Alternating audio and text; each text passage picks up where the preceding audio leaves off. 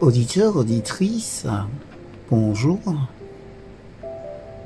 Voici venir votre dévotion de ce jour, 23 juillet. Tiré d'un ouvrage s'intitulant Dieu et moi d'Edouard Ebenstahl. Le repos de Dieu pour un monde agité. Dieu nous a laissé la promesse que nous pourrons entrer là où nous nous reposerons avec lui. Prenons donc bien garde que personne parmi vous ne se trouve avoir manqué l'entrée dans ce repos. Hébreux chapitre 4, verset 1er. Vous et moi, nous sommes plus que des bêtes destinées à périr. Nous sommes les fils et les filles rachetés de Dieu. Quelque chose en nous ne peut être satisfait que par Dieu. Souvent, le travail de la semaine nous apporte sa charge de soucis ou d'anxiété. Chaque sabbat, nous déposons ce fardeau sur Dieu. Nos cœurs sont touchés de son amour et nous trouvons du repos pour nos âmes. Sa paix et sa présence nous sont donnés. Nous allons à l'église, débarrassés de la crainte de devoir réaliser notre salut ou de devoir échafauder un plan pour nous libérer du péché et de l'échec. En Christ, notre salut et notre rédemption sont complets. Il existe des symphonies inachevées, mais il n'y a rien d'inachevé dans la symphonie de la justice du Christ. Cette justice qu'il nous offre. Quand le Christ s'écria au calvaire, « Tout est accompli », il entra dans le repos sabbatique d'une rédemption acquise. Le prix du péché était payé et une justice parfaite nous était offerte en lui. Il n'y avait plus rien à faire. Alors il se reposa dans la tombe pendant les heures sacrées du sabbat. Pouvait-il y avoir plus beau repos que celui-là?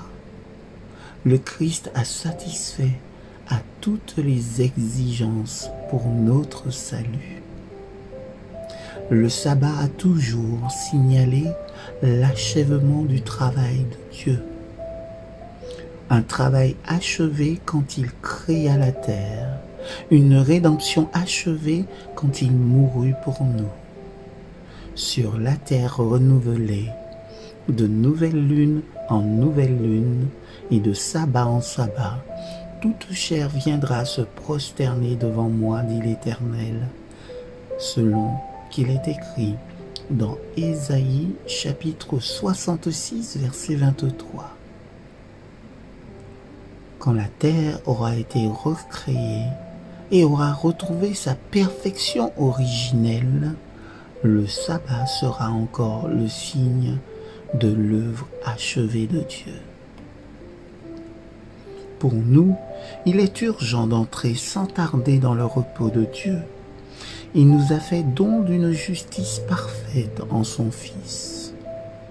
Rien ne doit y être ajouté. En lui, nous avons un pardon complet. En lui, nous sommes acceptés. Il ne nous manque absolument rien.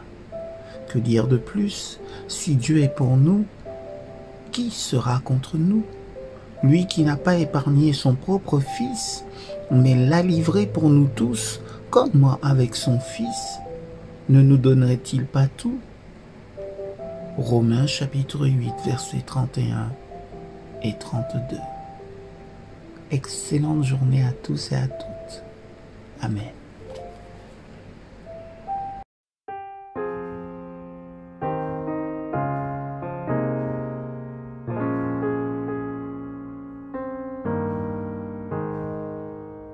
Rest a while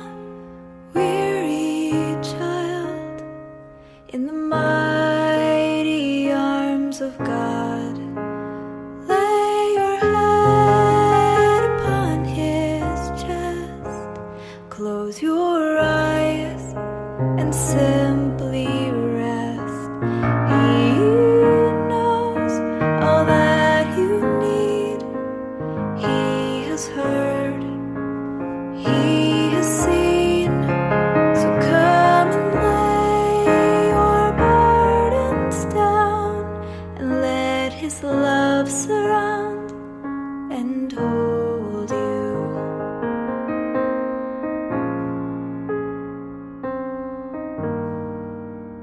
Rest a while, driven child, in the shelter of His wings.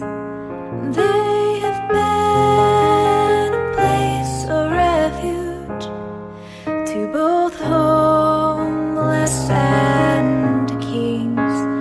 Rest assured, He knows your needs. He is the giver of good things. From ages past through eternity, He's promised to provide for you. For you are His precious treasure. He loves you without measure. You are His delight, priceless in His sight. And wherever you may go, may you always know the tender love of God for you, never failing, ever true. The tender love of God for you, never failing, ever true.